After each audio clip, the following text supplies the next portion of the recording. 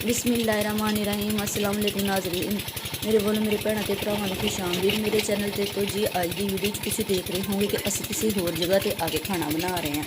तो असीं अज आ गए सी मुरब्बे, क्योंकि बच्चों नूं सीगी छुट्टी ते बच्चे कह रहे सी कि सानूं ना अज तुसीं बाहर लैके जाओ, असीं ना बाहर जाके खाना खाना वा। इसलिए असीं मुरब्बे बर्तन वगैरह लैके आ गए सी। तो हुण मैं ना चुल्हा जिहड़ा सी ओह ना सुख चैन दे दरखत दे थल्ले रख लिया सीगा।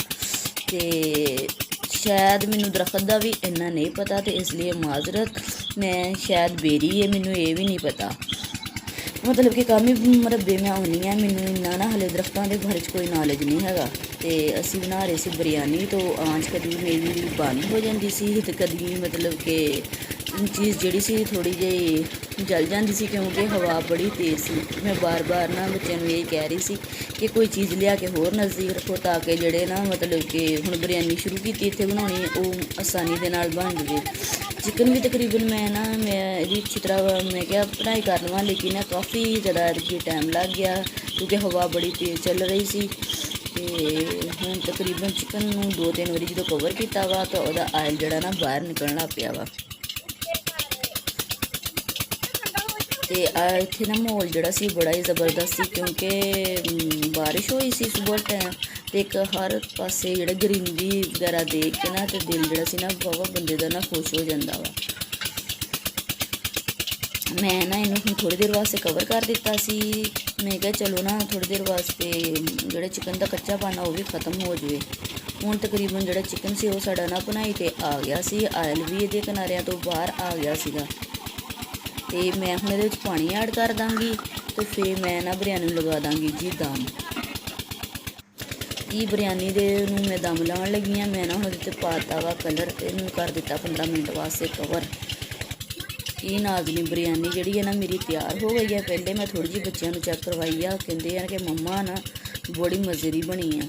चलो जी मतलब कि शुक्र अल्लाह का, मेहनत जी सी वो रंग ले आई है। तो बिरयानी जी है वो अच्छी बन गई है। अज मैं तुहाडे नाल छोटी जी जी ना वीडियो वो शेयर की कि असी ना मुरब्बे आए, तो असी आके इत्थे ना खाना वगैरह बनाया। थानू ये जिहड़ा साडा व्लॉग सीगा वो कैसा लग्या, तुसीं ना अपने कमेंट भी जरूर शेयर करियो।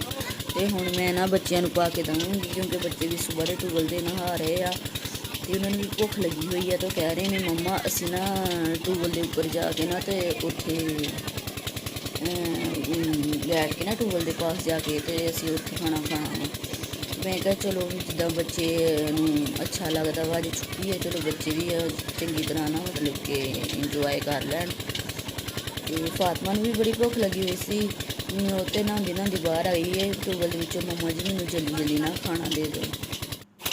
तो हुण मैं असी आ गए जी टूबल के कोल, तो असी हुण इत्थे जाके खा रहे हैं बिरयानी।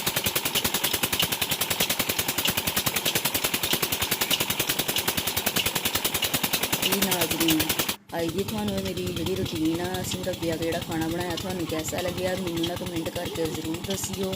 अगर तुसीं मेरे चैनल पर नवे हो तो मेरे चैनल में सबसक्राइब करना ना भुलियो, ताकि मेरी जी आने वाली हर वीडियो आ वह जोड़ा नोटिफिकेशन आ वो तुहाडे तक बर वक्त पहुँच सके। अल्लाह हाफिज़, बाय बाय।